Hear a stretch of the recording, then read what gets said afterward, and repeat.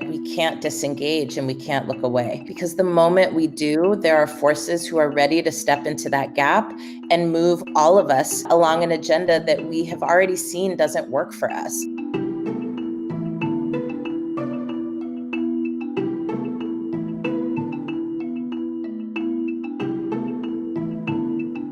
We should support people who want to make sure that we are redistributing and reallocating resources that actually help us solve some of the challenges that our communities face. We should hold accountable those who refuse to either uphold the rules or those who prefer to have one set of rules for powerful interests and another set of rules for the rest of us. We do hold the keys in our hands as to what the agenda will be for this country.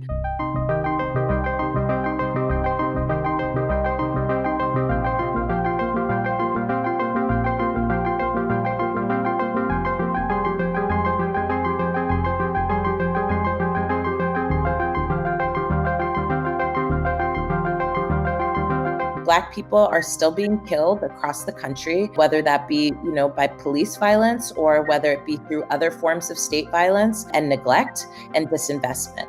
And I think what's different about this moment is that we're under a new administration that we weren't in 2016 and in 2015 and 2014. Then we were, under the Obama administration, which was certainly different than the administration we're facing now, which is essentially openly embracing white nationalism. It is using racism as a carrot.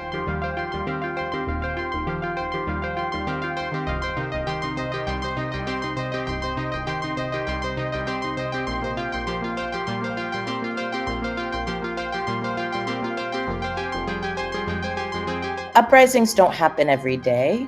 And I think people sometimes assume that because people aren't out in the streets, that there's no movement and that there's no work being done. But I think what's been clear is that there have been organizations that have been doing work for a very long time in between every uprising, and who are able to really step into the moment when there is an uprising to help bring more people into the movement. So I think that's what we're seeing now.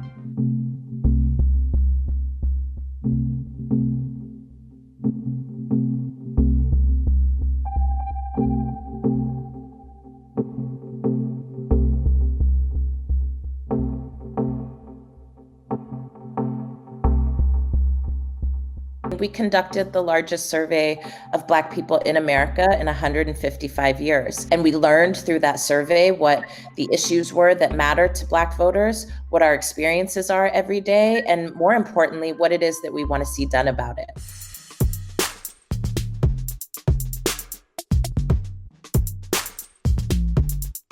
It is a legislative advocacy document that lays out concrete steps that lawmakers can take at the federal level, but that can be replicated in cities and states across the country to reallocate resources in a way that invests in a care economy and disinvests in a punishment economy.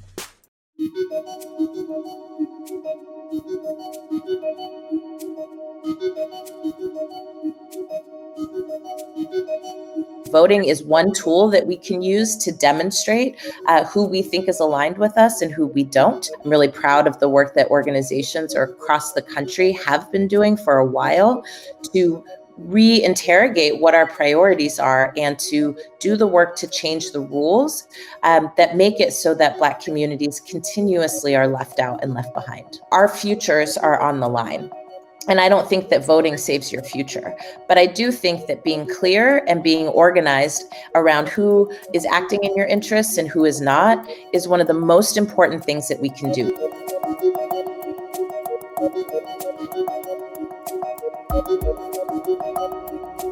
Make sure that you're changing what's happening in the boardrooms in your company. Make sure that you're making Black Lives Matter in your churches and in your houses of worship.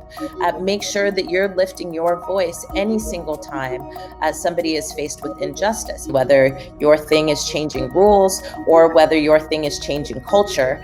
Both things are very important right now. Stay in the fight, find your lane, do what you do well, really well.